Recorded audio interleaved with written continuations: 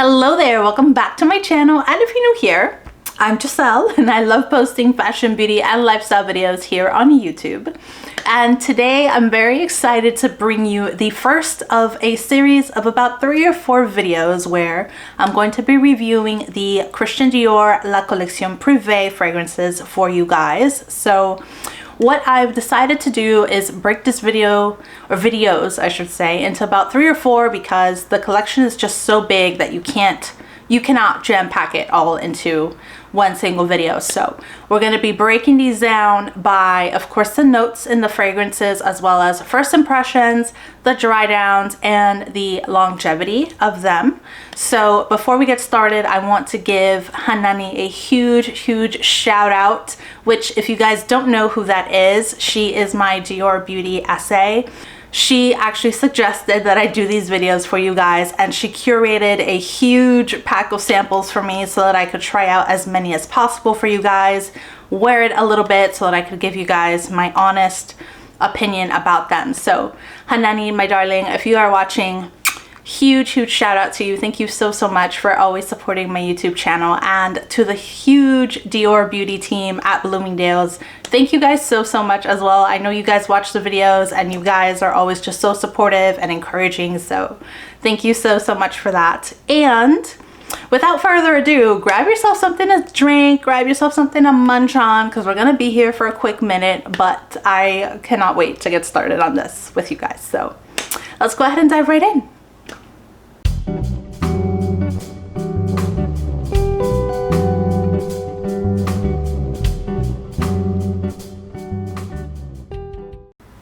Alrighty, you guys, so before we get started, one huge caveat that I do want to mention, well, 2 actually.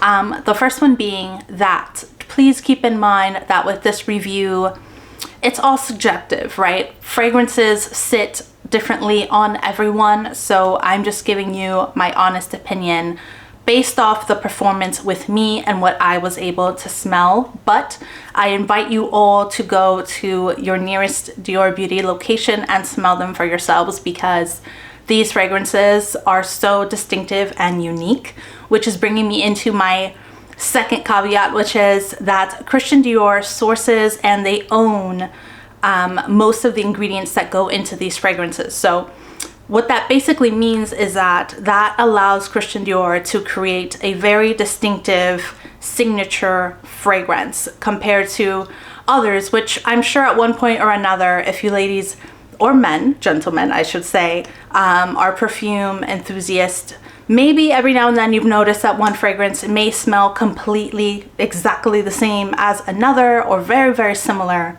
And that is because a lot of companies will use third-party vendors to source ingredients to make their fragrances. So a lot of times when fragrances smell the same is because chances are the ingredients being used are the same. But with Christian Dior, you will not have that issue, because being that they source all of their own ingredients, each fragrance has its own signature marker, and they're so distinctive that you just, once you find your favorite, it's over. So with that, we're gonna go ahead and kick it off with one of the most recent additions to the Oud family and the collection, and that fragrance is called Oud Rosewood.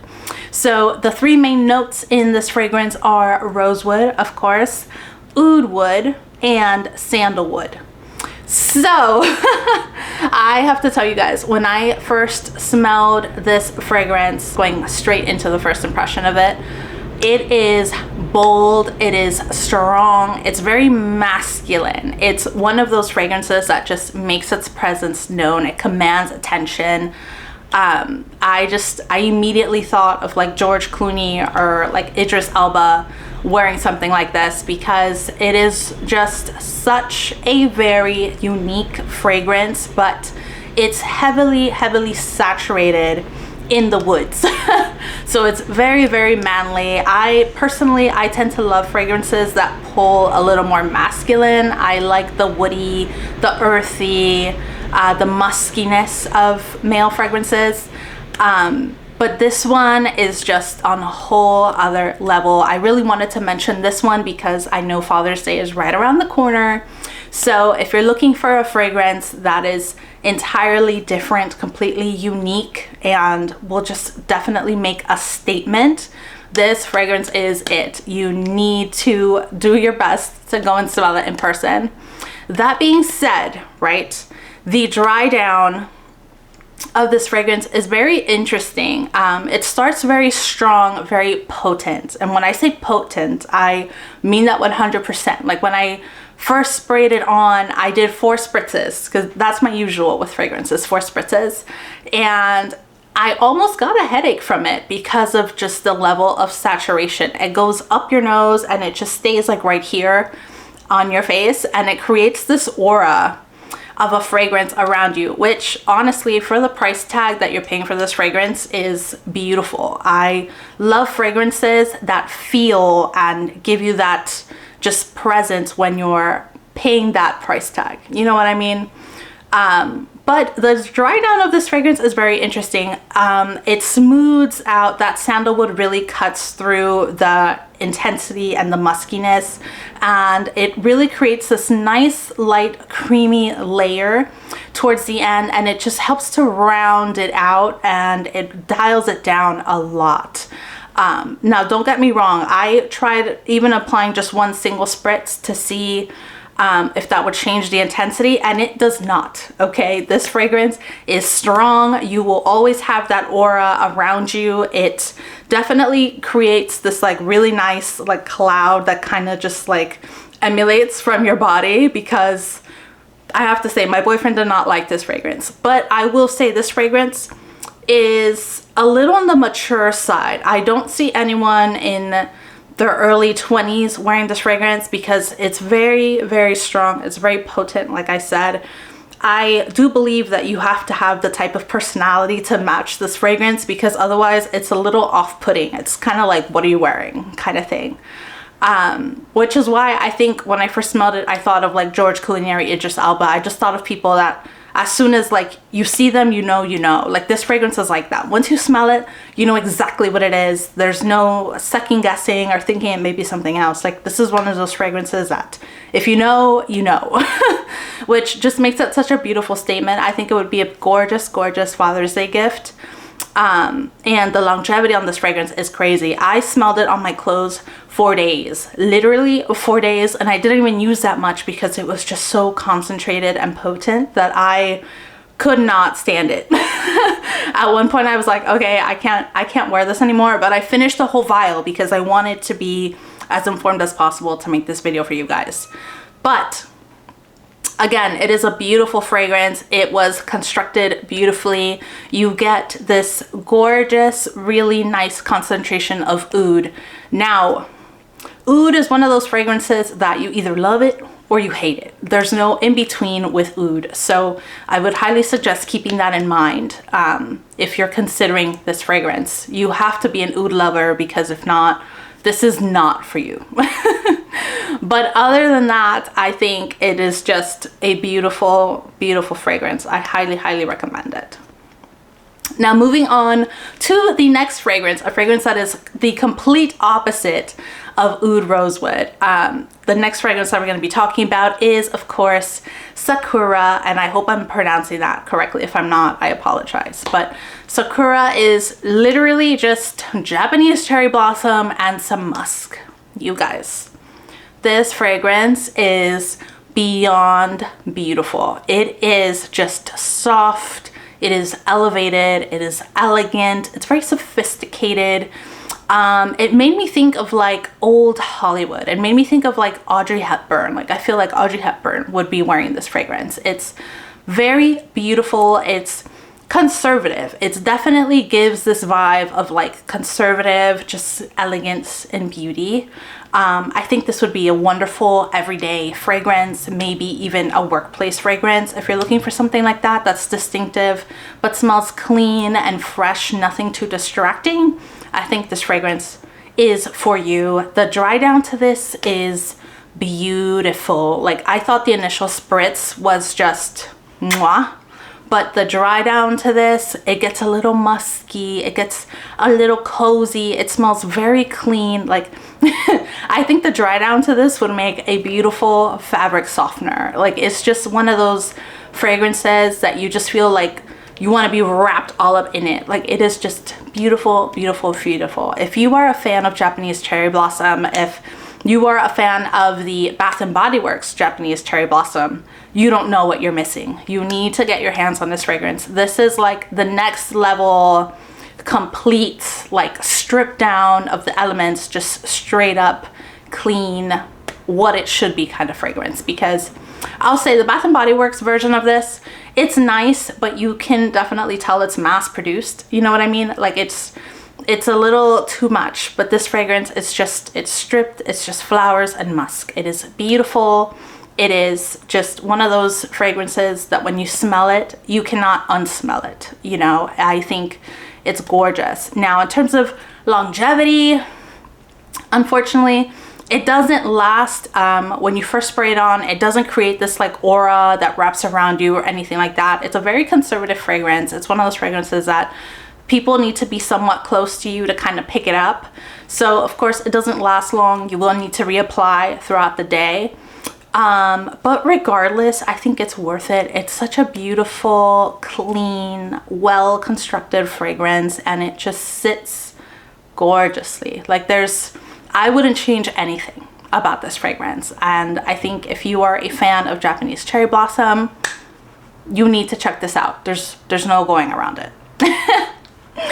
Alrighty, now moving on into a floral, we are going to be talking about Rose Kabuki. Now, this fragrance, I wasn't familiar with it at all. Like I hadn't heard of it, any of that. Now the notes in this are rose, greens, there's powder, and there's musk.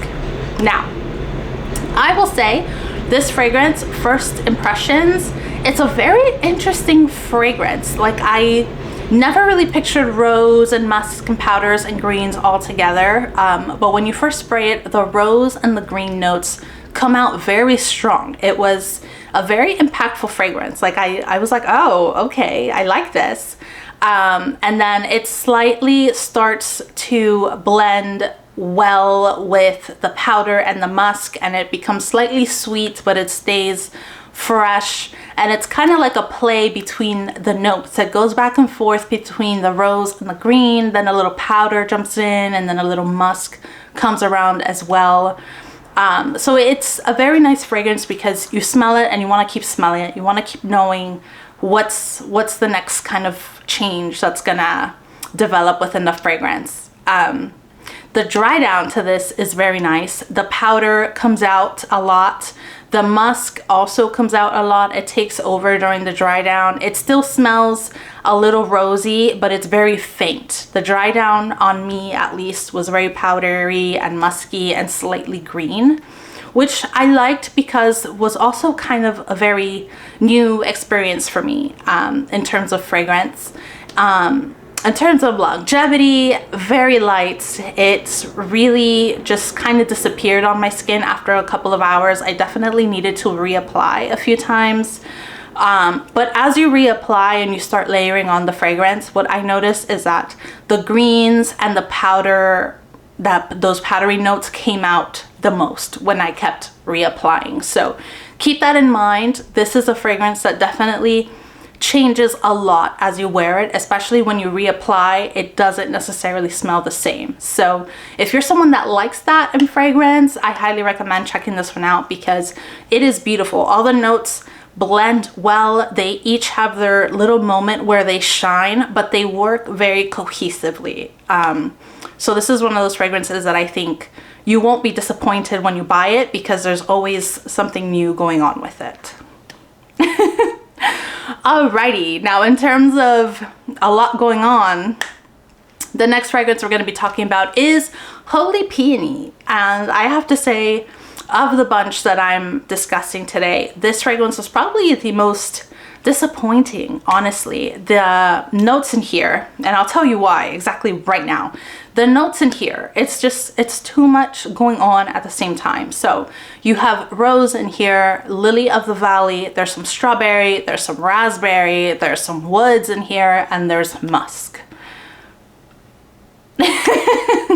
I don't know, I feel like this fragrance, I should say, it has too much happening at the same time. The first impression is the lily of the valley and the rose that comes through straight off the bat, which is very nice because as soon as you spray it, you get this really nice floral freshness. It even smells like there's a little like aquatic in there, like there's like a little watery note in there, and it's very nice. It comes off very fresh. But then as it starts to dry down, it transforms into this fruity like strawberry and raspberry mix, followed by like a musk, and then it fully dries down with a hint of woods at the end. And I don't know, I'm not a fan of raspberry and strawberry, any berry in fragrances. I'm not really a fan of that. So I think that's why I was a little disappointed in this fragrance, because I thought it would be floral, like a light floral, but like very well executed, kind of like Sakura. I thought it would be like very stripped, very clean kind of floral.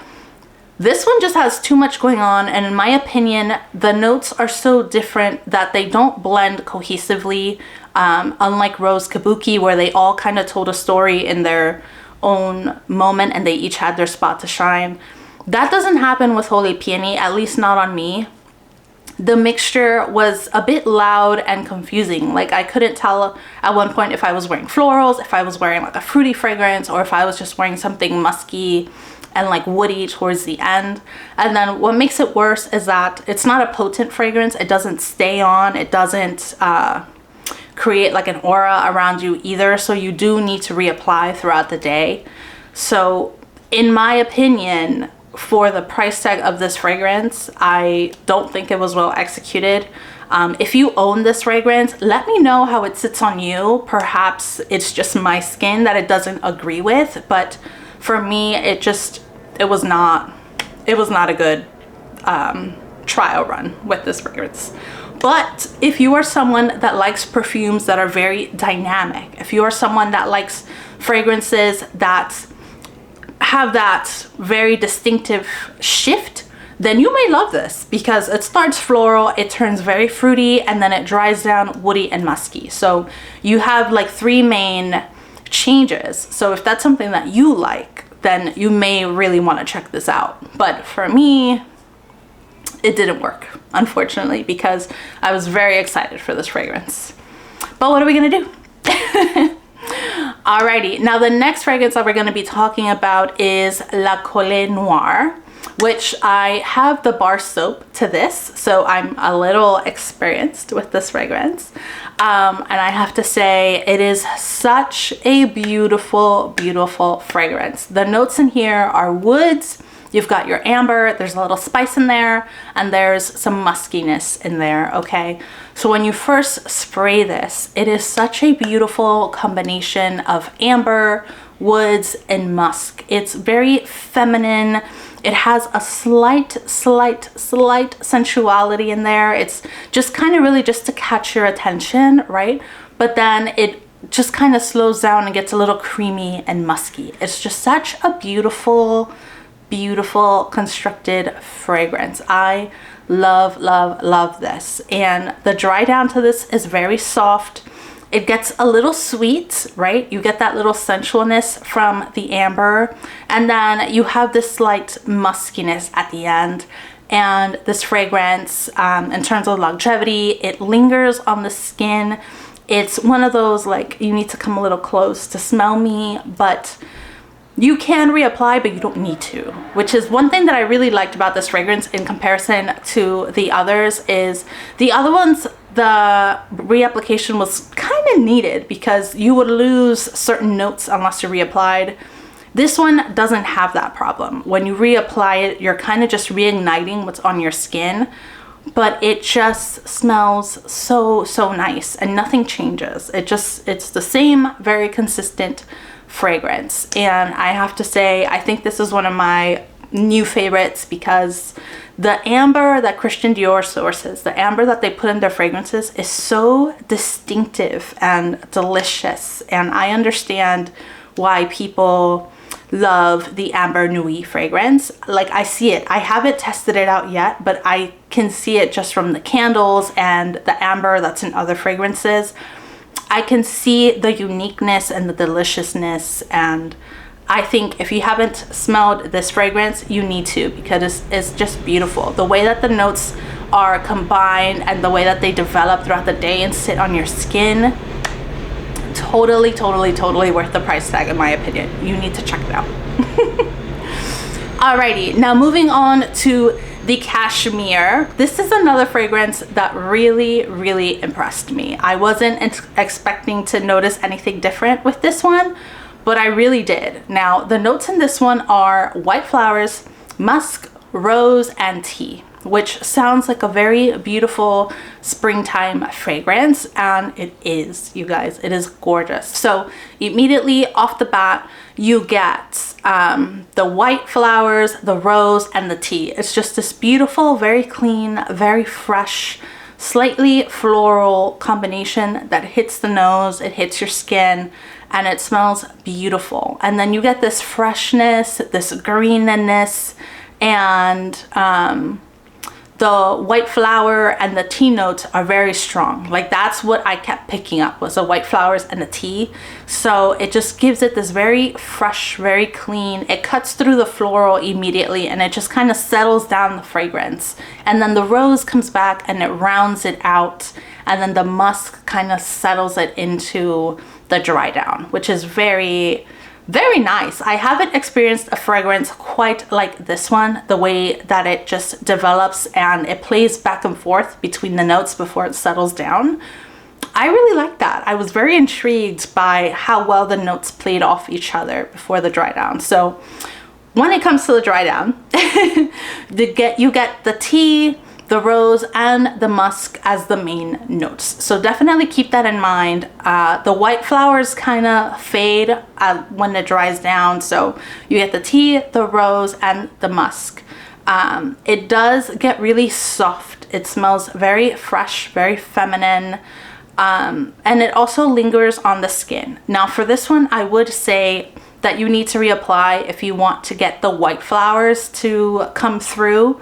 You'll definitely need to reapply because that kind of faded on me. Towards the end, all I could pick up on was the tea, the rose, and the musk.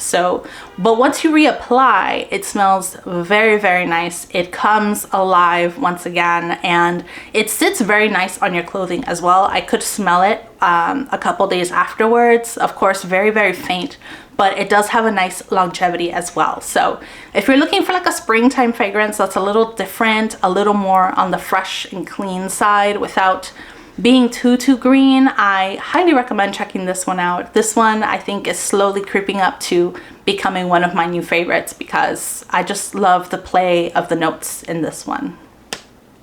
Alrighty, and now finally down to the last one that we're going to be talking about today, and that is Lucky. So this one is another fragrance that's very stripped down. It's just lily of the valley and white flower for the most part.